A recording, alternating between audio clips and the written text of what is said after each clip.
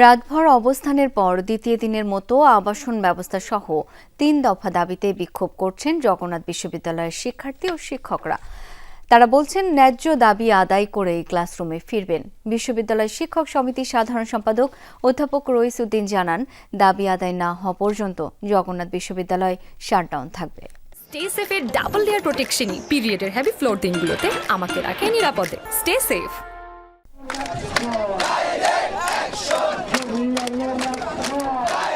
টানা ২ দিন ধরে ৩ দফা দাবিতে আন্দোলন করছেন জগন্নাথ বিশ্ববিদ্যালয়ের শিক্ষার্থী ও শিক্ষকরা। রাতভর আন্দোলনের পর বৃহস্পতিবার সকাল থেকে আন্দোলনের তীব্রতা আরও বাড়তে থাকে।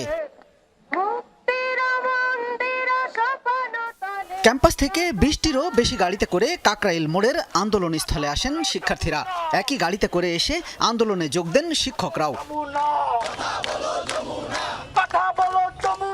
তাদের অভিযোগ, অতীতেও বারবার প্রতিশ্রুতি দিয়েও বাস্তবায়ন করেনি সরকার। এবার আর প্রতিশ্রুতি নয়, ৩ দফার পূর্ণ বাস্তবায়ন নিয়ে ক্যাম্পাসে ফিরবেন তারা।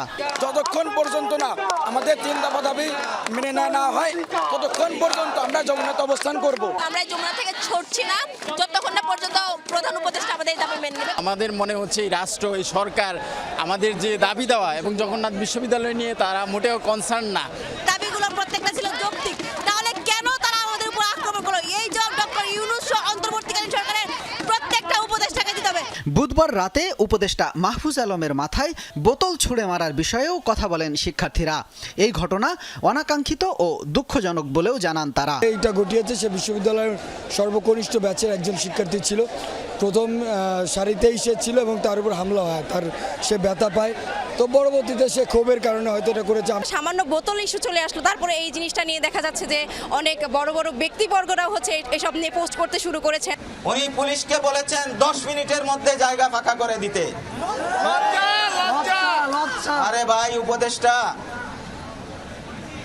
ভাই, জুলাই বিপ্লব যদি সফল না হতো তুমি উপদেষ্টা হতে পারতা না। সুতরাং সাবধান সাবধান, ফ্যাসিবাদ মুক্ত বাংলাদেশে ফ্যাসিবাদী কোনো উচ্চারণ দ্বিতীয়বার যেন না। জগন্নাথ বিশ্ববিদ্যালয়ের শিক্ষক সমিতির সাধারণ সম্পাদক অধ্যাপক রইস উদ্দিন বলেন, কোনো বিশৃঙ্খলা যেন না হয় এজন্য শিক্ষার্থীদের সামনে অবস্থান করছেন তারা। দাবি পূরণের সুস্পষ্ট ঘোষণা না আসা পর্যন্ত আন্দোলন চলবে বলে জানান তিনি। আমাদের কাছে এই পর্যন্ত সরকারের কোনো প্রতিনিধি আসেনি, আমাদেরকেও আনুষ্ঠানিকভাবে এখনো ডাকেনি। সুতরাং এই পরিস্থিতিতে ক্যাম্পাসের কোনো কার্যক্রম চলতে পারে না। আমরা ক্যাম্পাসের সংশ্লিষ্ট দায়িত্বশীল যারা আছি, আমরা আমাদের আন্দোলনের অংশ হিসাবে আমরা কমপ্লিট শাটডাউনের ঘোষণা দিয়েছি। যতক্ষণ পর্যন্ত দাবি আদায় না হবে ক্যাম্পাস কমপ্লিট শাটডাউন থাকবে, এটা আমাদের কর্মসূচি। বুধবার দুপুরে প্রধান উপদেষ্টার কার্যালয় অভিমুখে লং মার্চে হামলার ঘটনায় জড়িতদের শাস্তির দাবি জানান শিক্ষার্থী ও শিক্ষকরা।